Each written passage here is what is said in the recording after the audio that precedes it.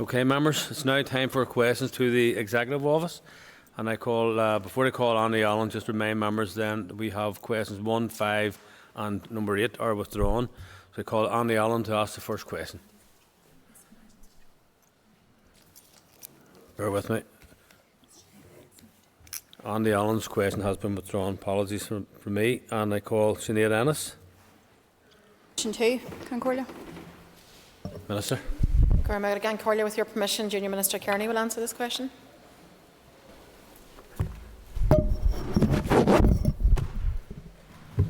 The member will be aware that discussions are continuing between the British Government and the EU in relation to the protocol. We continue to engage with the British Government and the EU on issues relating to the end of the transition period, including through the Joint Committee and the Partnership Council, and in meetings with David Frost and Maroš Šefčovič.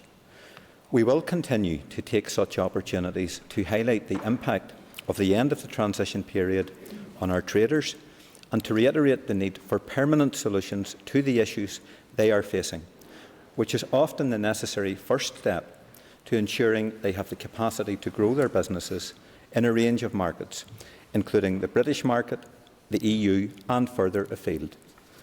Our officials are also in regular contact with their counterparts in Whitehall and Brussels, and they regularly meet with officials in the Irish Government to discuss matters of mutual interest.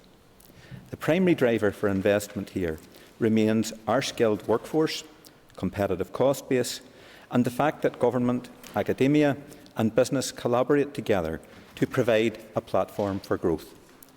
As an executive, we will never stop promoting the message that our region is a great place to work and do business through both the Department for Economy and Invest NI, but also through our international offices in Brussels, Washington DC and Beijing. Supplementary, Sinead Ennis. Concordia, and I thank the Minister for his response. Would the Minister agree that the wholly negative presentation of the protocol by some quarters is not only inaccurate, but it's also irresponsible? I absolutely do agree with you. As the member will appreciate, much of the narrative around the protocol flies in the face of reality, and it's directly contradicted by the fact that many businesses are seeing and utilising the advantages with which the protocol provides them, such, for example, the dual market access that is available. So there's a lot of dishonesty and fake news about the place, and as the member states, that type of inaccuracy becomes irresponsible when it's accompanied by inflammatory rhetoric and not so thinly veiled warnings. And that creates more economic uncertainty, but it also creates political apprehensions. So I would urge all representatives to be responsible, and where there are issues that need to be addressed, let's do that in a pragmatic way that actually finds durable solutions. The Joint Committee is the forum for how we can find solutions that will implement the protocol in a flexible way. So our businesses, farmers and manufacturers must be allowed to use the opportunities presented by the protocol to create and protect jobs and attract investment. What our business community needs now is certainty, stability, and they need to and want to get on with embracing the unique opportunity that the protocol provides. As for the political repercussions, the sabre rattling needs to stop. Those whipping up tensions should step back from the brink. Let's implement the protocol properly and maintain power sharing. I'm going to call Matthew O'Toole. Minister, First Ministers, can I ask, in relation to the impact on the economy post-Brexit, what impact study has been done by the Executive Office of the catastrophic effect on our economy of loss of EU labour? The DUP Agriculture Minister last week talked about the devastating impact it was having. Has there been a study done? Because manufacturing NI, the FSB, indeed every major business group has talked about the cost to the Northern Ireland economy of losing EU labour since Brexit, thanks to the hard Brexit backed by the DUP. What study has been made by the Executive Office of the impact? You're absolutely right to pinpoint that particular fault line. It is essential that we get to grips with the repercussions that we're seeing. If we look to what's happening in the British state, There are serious repercussions and fallout now flowing from the impact and the result of Brexit itself. We are now being caught in the tailwinds of that, so it's essential that our power-sharing executive and all departments now come together to ensure that we have resilient strategies to ensure that we do not face any more difficulties that are already being posed as a result of Brexit and also the failure to properly implement the protocol. I'm going to call Kelly Armstrong. Thank you, Mr. Speaker. If I could ask, what efforts and representations have Invest NI made internationally to ensure maximising the opportunities that could arise due to unique access Northern Ireland has within the UK and to the Republic of Ireland? Well, I thank the member for that question, and the Department for Economy, alongside Invest NI and Intertrade Ireland, is continuing to engage with many sectors to clarify the terms of access to the different markets that are now available and to encourage and enable export growth that could help to drive our economic recovery. But our own industry is capable of analysing these scenarios in and of itself. I would hope to, in the next few days, meet with a number of local business leaders to explore precisely these kinds of issues.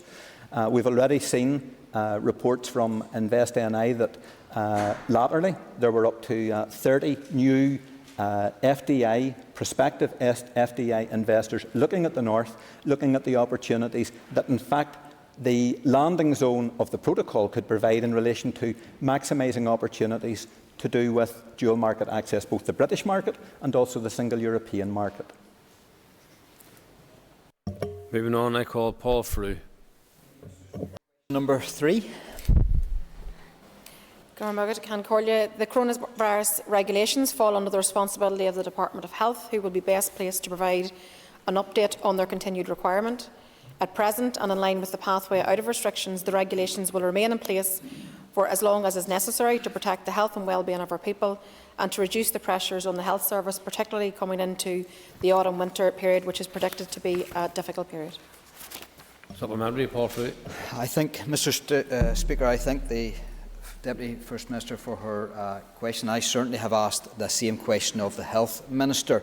But given the draconian nature of the emergency powers and the undemocratic harm they are doing, the brutal impact of lockdown measures on mental health, suicide, self-harm and isolation of our people, what work has the Executive undertaken to establish the true cost of the Executive's undemocratic decisions? Well, there's a bit of an irony, I think, in that statement. I mean, the Executive has taken democratic decisions the whole way through the pandemic. The Executive has sought to work together to protect lives and livelihoods. The Executive and every minister sitting around that table is there to do right by the public which we serve. And it's important that we continue to do that because we're not out of the woods yet and we still have a way to go. I think it's important to note that we are making some progress, and I'm glad to see that even at this stage we're starting to see a decrease in hospitalisations. And I hope that that's the trajectory that we're now on, and we hope that that continues. We've set out our pathway to recovery. We've set out very clearly how we'll continue to make progress. It must be steady progress. It must be sustainable progress, because none of us want to go backwards. And I certainly don't want us to ever be in a position again where we have to consider things like circuit breakers or lockdowns. So therefore, the preventative approach today is crucially important. Avoiding getting to that point is crucially important. Making sure we have a health service that can serve the population which we serve when they need it, making sure they have access to the GP, making sure they have access to the hospital service if that's what they require. We need to work to make sure that we can have our business community opened, but open safely, that the staff are safe and the public who use those facilities are safe. So I'm very confident that it's been a democratic journey in which we've been on in the Executive to try to take ourselves from what has been very dark and difficult days into hopefully what is going to be a brighter future. We've set out our recovery plan. That's very clear for us all to see. We're going to have an Executive meeting later today and a further one on the 7th of October, which will set out the winter plan. So what do we do in terms of the pressures which we will see in our health service over the coming months. So there's a large body of work underway, and I think we just need to continue with this work in the period ahead, keep making steady progress, very mindful of the fact that the health service is in dire straits, and very mindful of the fact that we're dealing with healthcare workers who are exhausted. I'm going to call Colin McGrath. Mr Speaker, and can I welcome the Deputy First Minister back after her recent illness, and it's good to see her back again. Could I ask for some details of the legislative timetable going forward in the period ahead? I know through the Business Committee and the Executive Office we're keen to see what work will happen between now and the end of the mandate, and will we be able to get a full list of all of the various pieces of legislation that will be tabled in the coming period? Yeah, thanks to the member for his good wishes. The question was in relation to the coronavirus regulations, but very happy to provide in writing just the short legislative window that we perhaps have in front of us and what that looks like. But I will provide that in writing too. I call Ciara Ferguson. Thank the Minister for the update on the future of the COVID emergency measures. Can I also ask for the Minister's assessment of the impact here when the British Government cuts the COVID financial measures, including the furlough scheme and the universal credit uplift? Thanks to the member, and you're very welcome to the Assembly. It is my first time to officially say that to you in the Chamber, and good luck with your new role as an MLA for Foyle, and I've no doubt you'll be a fantastic representative for the people of Foyle and champion their needs here in this Assembly. In reference to your question, I think there's no doubt that with energy and food prices rising, the universal credit uplift ending, and furlough ending, that this is a time of real economic hardship and also a time of real uncertainty for many families, particularly those who rely on benefits to put food on their table and to heat their homes. That's why it's important that Conor Murphy wrote to the Chancellor, the British Chancellor, seeking an extension to the furlough scheme last week, which is obviously very, very important, and also to the British Government to end the £20 weekly uplift that is currently in place. It's beyond crass. It's absolutely offensive that the Tories would consider doing that at this time. And I don't think I have any other way to describe that action. So let's be in no doubt that these ideological decisions by the Tories will drive more and more people further into poverty and more people into the doors of food banks. And it's again, if evidence was ever needed, that this is the reality, that a Tory government doesn't care about the everyday reality of the people who live here. And I think that's very clear for all to see. So that's why what we need to see now is immediate progress on the things that are within our gift. That's ending the bedroom tax, as brought forward by the Minister for Communities, Deirdre Hargey. This proposal commands the support of the Cliff Edge Coalition and the wider sector. So there can be no more delays and no more prevarication. We now need action to protect the most vulnerable. So as joint head of government here in the North, I will continue to challenge Tory austerity at every turn, continue to stand up for families, for workers, for those who are most disadvantaged in our society, and to fight for a more equal and fair and just society. Christopher Stalford. Thank you, Mr Speaker. Sir, in response to a question that I tabled to the Minister for the Economy, I was told that the cost of COVID thus far to the local economy has been more than £6 billion. This week we have launched a £145 million High Street scheme, voucher scheme. Does the Deputy First Minister agree with me that if we enter a situation where you have another lockdown in around October time, whether it's called a lockdown or a circuit breaker, that will have the net result will be that High Street voucher scheme will have been money spent in vain? Just to say to the member, there clearly is an economic cost. We've always said that the COVID was devastating, both on a personal basis for families who've went through it, whether that's through sickness or indeed by losing someone they loved. There's certainly an economic cost to it, as we all know and have all engaged with businesses who felt the worst brunt of that. The hospitality sector, all the sectors across the board, all who've had at different times of the pandemic faced real challenges. That's why we must do everything we can to prevent us having to go backwards. That's why we need to keep making steady progress, keep moving forward and making sure that that's sustainable. Let's never go into reverse if we can absolutely avoid it. So that should be where all of our efforts are faced. Recent medical evidence and advice, scientific advice, says that the earlier you can go in with the lower impact mitigation, then that's going to serve us well and hopefully then lead to a point where we never have to go back into the lockdown or circuit breaker approach. So I'll be wanting to take that approach. I'm hoping that all others around the executive table will want to take that approach also, and that's where we're going. And on the meeting on the 7th of October, when we're talking about our winter plan, these are the very things in which we'll be discussing. I call Nicola Brogan. Question number 4, please. Can Corley, with your permission, Junior Minister Kearney will take this question.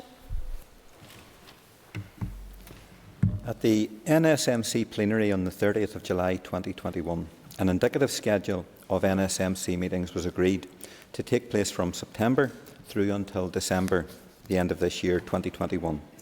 Agendas for NSMC meetings in the various sectors are developed jointly by the lead ministers from each jurisdiction and will reflect the priorities in each sector at that time. NSMC plenary meetings involve the Executive, led by the First Minister and Deputy First Minister, and the Irish Government, led by An Taoiseach. The task of the plenary is to take an overview of cooperation on the island and of the North-South institutions. The next NSMC plenary meeting is due to take place in December. It's not possible to be specific about what the agenda will include at this stage, but recent meetings have focused on cooperation in the response to COVID-19, as well as other relevant matters, such as the implementation of various NDNA commitments which have a cross-border element. Supplementary, Nicola Brogan. Ceann Comhairle, and I thank the Minister for his answer as well. Does the Minister agree with me that the North-South ministerial bodies are an integral part of the institutions of the Good Friday Agreement alongside the Executive and the Assembly, and that the DUP boycott of these bodies not only undermine the agreement but also does a huge disservice to the people that they claim to represent? We have done Coltas Octan Cashtakar, and I do agree that the North-South bodies, as all of our political institutions, are an integral part of the three-stranded approach to the Good Friday Agreement. They are interlocking and they are interdependent. You can't have one and not have the other. And as the member knows, the North-South all-island cooperation bodies are a fundamental part of our political architecture. That's the bedrock of our peace and our political process. I am due to attend, as an accompanying minister, sectoral meetings on the 14th and the 15th of October, and I expect these meetings to go ahead. Any DUP boycott of these bodies would be a very serious matter, and the party involved should reflect very carefully on the implications of such a decision, as the requirement to attend ministerial council meetings is embedded within the ministerial code. So reckless threats to pull down the Assembly and/or the Executive and boycotting NSMC meetings places an immediate risk on the €1 billion of EU Peace Plus funding, which is waiting to be signed off on by the Executive and by the NSMC. And that's about supporting jobs, communities and major projects. So for the DUP to undermine the required all-island response to that crisis for party and electoral reasons would be a huge disservice to the people they represent and all the people of this island. And to do that while we're still in the middle of coming through a global health crisis against a disease that does not respect any border or boundary, I find to be just beyond belief. So any threat to disengage from the NSMC, in my view, is race to the bottom politics. We need greater North-South and East-West cooperation at this time, not less. We need to build greater resilience and strengthen our power-sharing institutions, and we all collectively at this point in time need to double down and commit to delivering a progressive, pluralist and progressive future for all our people. Thank you. I call John Stewart. I thank the Junior Minister for his answer so far. Does the Junior Minister agree that the Belfast Agreement was established on the basis of mutual respect and the principles of consent, and that East-West relations as well as North-South must be conducted in good faith? Does he also recognise that a trade border between Northern Ireland and the rest of the UK runs contrary to the ethos and to the spirit of the Belfast Agreement? I can agree entirely with everything that the member has said. I'm against any type of border that impacts on our people. And it's essential that we see the British Irish Council, the NSMC, all function. We need to see all strands of our political architecture working. And that's why it is the height of madness for any political party, for sectional, political or electoral reasons, to threaten the basis of how those institutions would work. Justin McNulty. Can the joint DUP Sinn Féin First Ministers confirm, is there a legal requirement on the North-South Ministerial Council to sign off on the £1 billion of peace funding, as was detailed by the Finance Ministry, and which can breathe life into communities who are falling behind because of this pandemic? I'm not sure if the member fluffed his lines there. He and his party are members of a five-party coalition, power-sharing executive here in the north. There's an executive office, and that reflects the role of the joint and the joint First Ministers, the First Minister and the Deputy First Minister. So I'm kind of a wee bit confused to know where exactly he's coming at all of this from, but if he had been listening to me earlier on, he would have probably heard, maybe not, that in fact I made the point that this is a requirement under the basis of the Ministerial Code to attend, and also that we require NSMC sign-off in order to ensure that we access that €1 billion of Peace Plus funding. Why does the Minister and his party value the discredited protocol above the North-South bodies, as they must realise that if their partners in government are as good as their word, there will be no more North-South meetings so long as the protocol subsists? I thank the member for that question. And Barb, the reality is that we have the protocol because you and your fellow travellers fought for, campaigned and then secured the hardest Brexit possible. So the protocol exists as a way to blunt the worst effects of the Brexit that you championed. I would far rather not see a protocol in place. I would far rather not see Brexit exist at all. So the protocol needs to be used in a way which guarantees that our people can live together on the basis of progress and prosperity. And instead of asking silly questions like that, perhaps the member could turn his intellect to working alongside the rest of us in relation to how those kind of landing zones and solutions can in fact be secured, because the protocol is not going away. Question 5 has been withdrawn, and I call Mervyn Story. Number 6, Mr. Speaker. Firstly, let me say how pleased that we are that the scheme is now open for applications. It is hoped that the opening of the scheme will have a positive impact for all who have suffered permanent disablement. We'd also like to put on record our thanks to the victims and survivors organisations for the support that they have provided in the implementation of the scheme, and also for the assistance that they're providing to victims and survivors through the application process. Funding was provided to the Victims and Survivors Service by TEO in the last financial year, as well as this year, to manage the anticipated demand for support and advice regarding the scheme. This funding provides an additional resource of 14 full-time equivalent welfare staff in the Victims and Survivors Service funded organisations, as well as funding for additional administrative support. It will also enable the Victims and Survivors Service to provide ongoing coordination across the sector to ensure consistency of approach, collaborative working and learning, liaison between organisations and the Victims Payment Board, referral of clients and the monitoring and evaluation. Part of the funding has been allocated to allow for any increases in demand for health and wellbeing services currently provided by the Victims and Survivors Service funded organisations. Officials will continue to meet with a range of sector representatives and to support meaningful and productive engagement on the scheme. Mervyn Story, supplementary. Mr. Speaker, it's so sad that we have to, in this House, come to a place where we have to provide money for people who have permanent disablement as a result of the acts of terrorists and the acts of those who endeavoured to take life.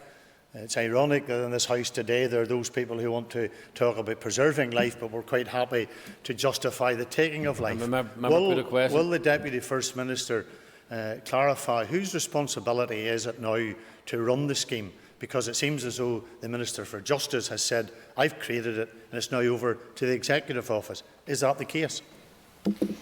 Well, firstly, can I say that it is so sad that anybody suffered in any way at all throughout the course of conflict.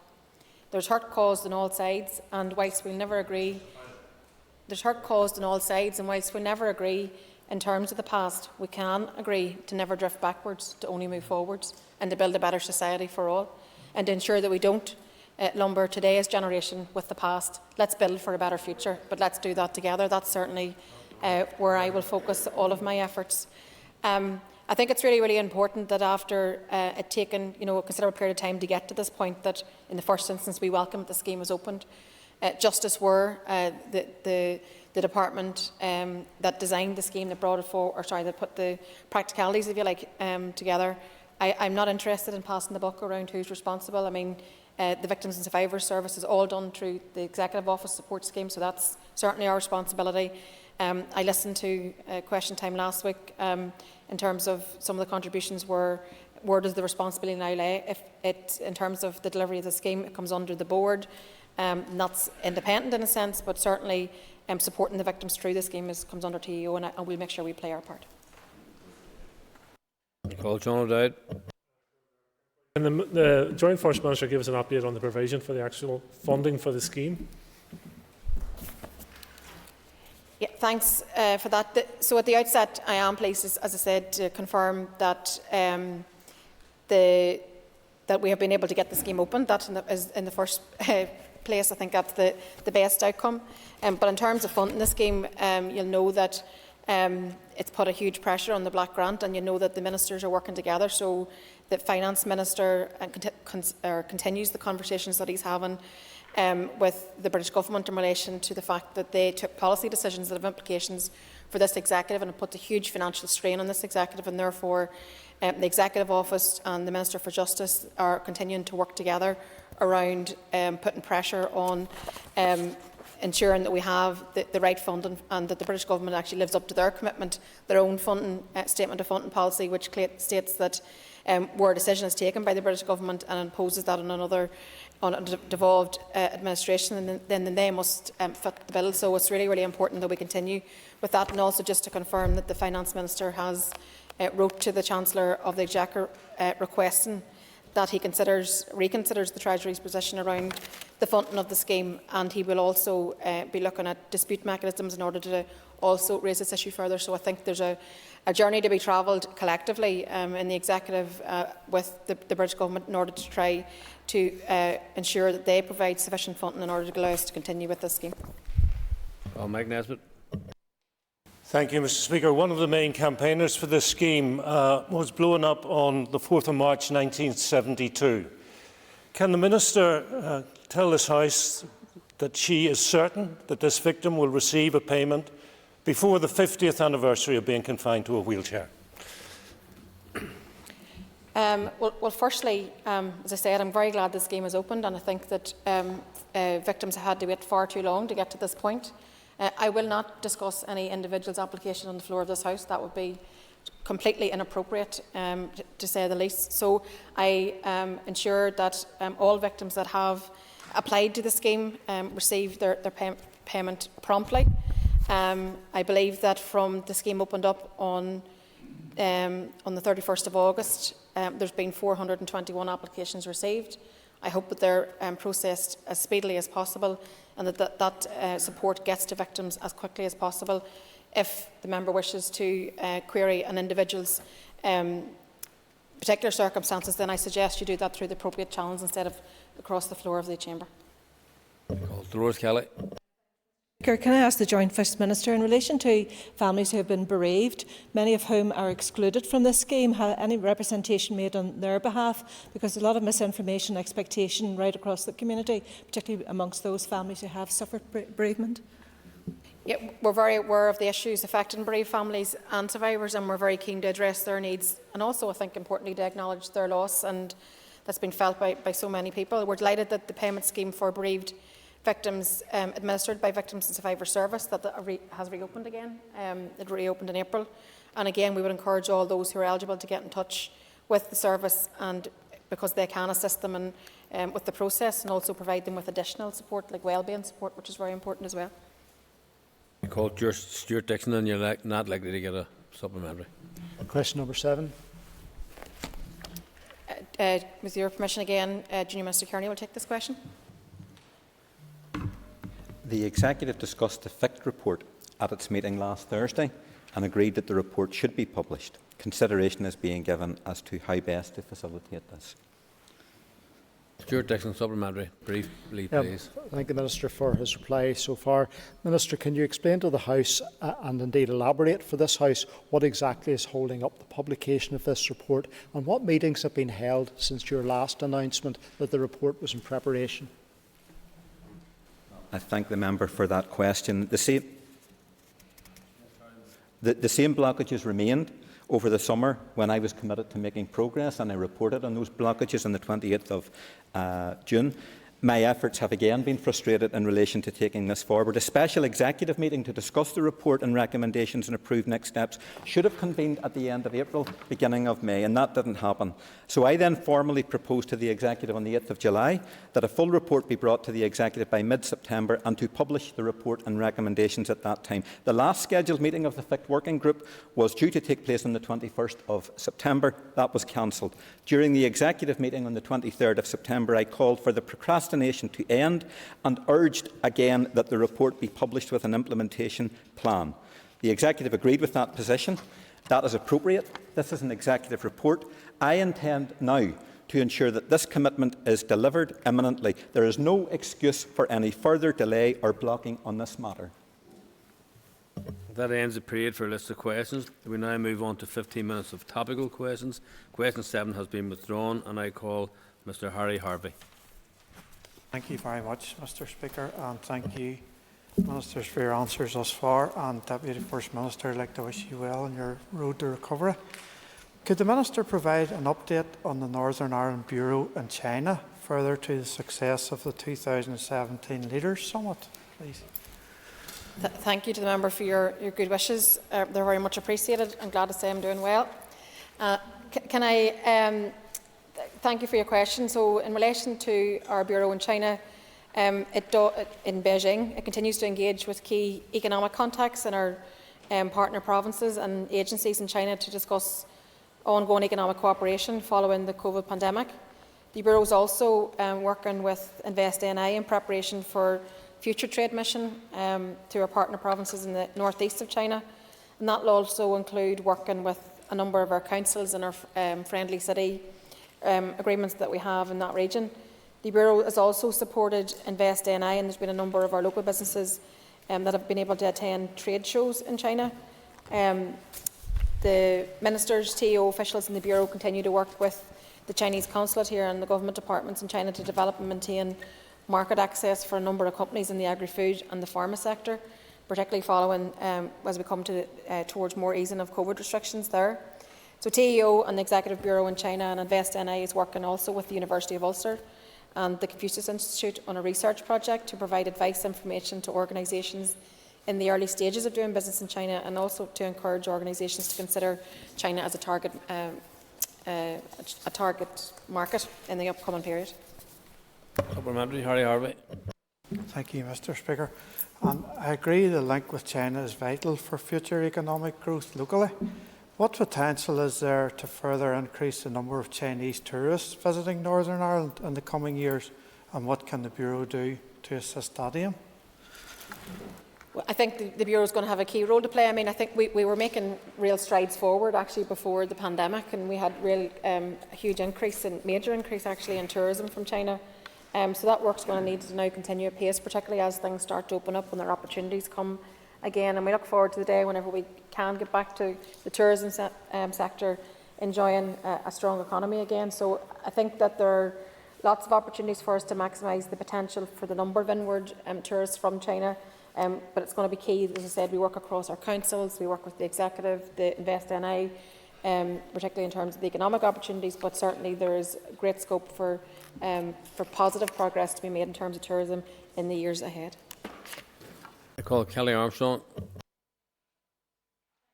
Speaker, my questions today will be on action plans. I was very interested with the answers we received earlier, and I would like to ask, when the FICT report is published, will it be published with an action plan? With your permission, Cancurla, I'll ask Junior Minister Kearney to take that question. Yes, absolutely. The report needs to be published with scaffolding. Work has been done in relation to an implementation plan. I've mentioned this in the House before. I've also raised it within the Executive. So my expectation is that we should have the publication of the report. We should accompany that with a specific plan which addresses the 45 areas or recommendations where there was in fact consensus within the Commission. Members will know, because every single party in this chamber has access to the report. Every single minister has had access to the report. So there were 45 areas 45 recommendations where consensus existed. There are other areas where challenges remain, and the Executive needs to deliberate on how best we address the issue of where challenges remain, in order that we in fact move forward in a cohesive way and ensure that this particular report is finally published, and that it is published in a responsible and in a strategic way with the type of next steps and recommendations for action that you speak of. Kelly Armstrong, supplementary. Thank the Junior Minister very much for his response. We are coming into budget setting time. Can I ask if that action plan will be taken into consideration across all departments when the budgets are being considered, and will that be a direction through from the Executive Office to ensure that there is a cross-cutting commitment to that action plan? Well, I thank the member for the supplementary. Yes, the FIC report is owned by this Executive. That means that it is cross-departmental. All ministers and all departments will have some form of responsibility for the delivery of the report. And therefore it follows that we need to see budgets profiled to accommodate the particular requirement that will be made of certain departments in their shared responsibility for the implementation of the report. So, yes, those issues need to be priced into our budgets to ensure that we have got the resource to ensure that when we finally publish, and I hope that will be sooner rather than later, and I've already asked for a plan to be brought forward to indicate when in fact we will see the deadline for publication and implementation by the Executive, but that we actually have the resource and the capacity to ensure that that's successful. Call Keith Buchanan. Deputy First Minister, I was listening to some of your responses earlier, and I take it you wouldn't be a fan of the Tories from your commentary back. What would you say to the commentary that Angela Rayner, the Deputy Leader of the Labour Party, referred to the Tories as homophobic, racist, scum, absolute vile, and she referred to that as street language? I'm glad I didn't live on that street or don't live on that street. What's your opinion on those comments? Well, firstly, you're right in my assessment that I'm not a fan of the Tories, nor will I ever be. Secondly, the reasons for that are purely political and ideological. I think that they prioritise the needs of few against the needs of the majority of citizens. So the stringent cuts that we have had to deal with here as a result of budget cuts from the Tories come into power, the health service crisis is brought about by many reasons, but certainly one of the major contributors is the fact that the budgets have been cut for health for far too long. So my opposition to the Tories is purely on those bases.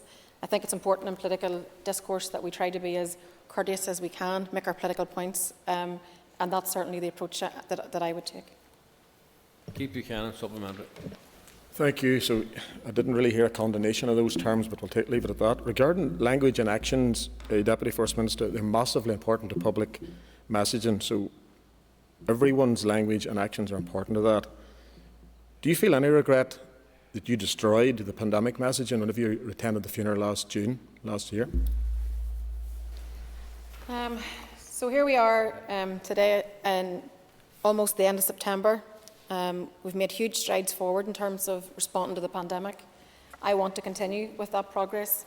I have continued to lead us through this Executive and to take the right approach to support the health service and to support our people in terms of protecting lives and livelihoods.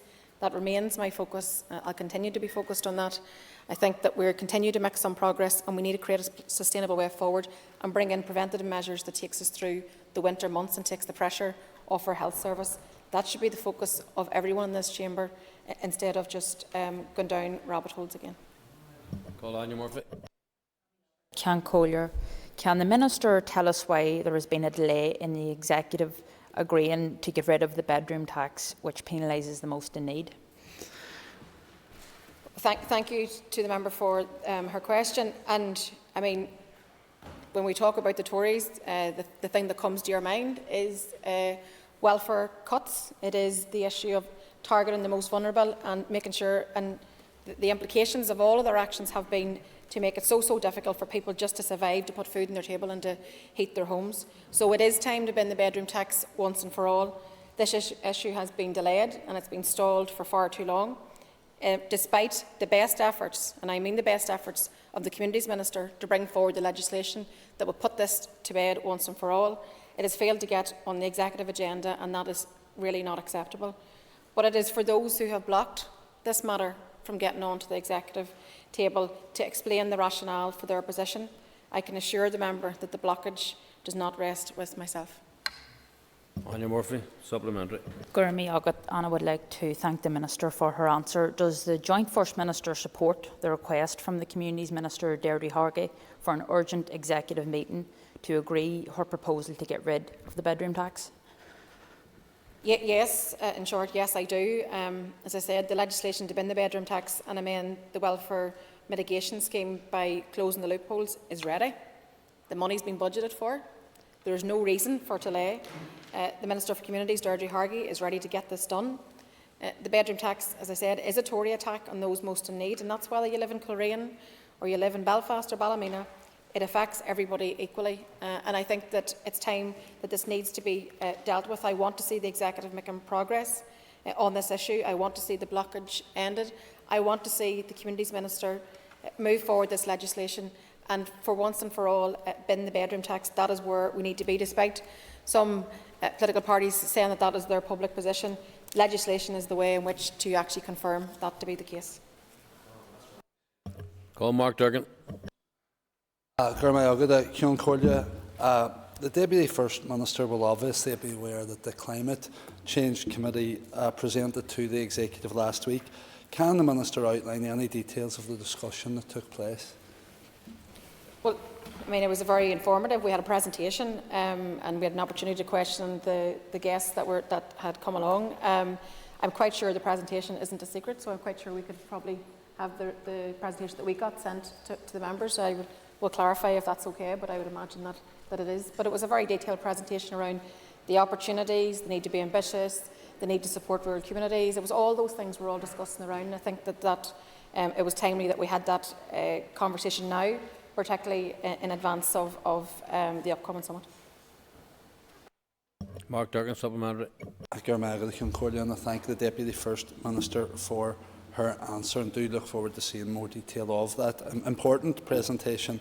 The DFI Minister, Nicola Mallon, has won executive support for a climate summit ahead of COP26. This summit is to be organised by the Executive Office.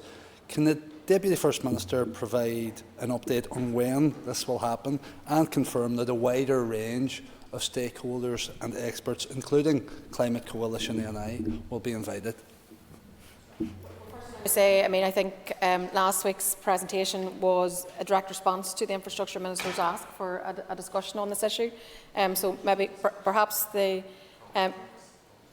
hard to hear when people are mumbling away, but I think it's important that we had that decision. Thank you.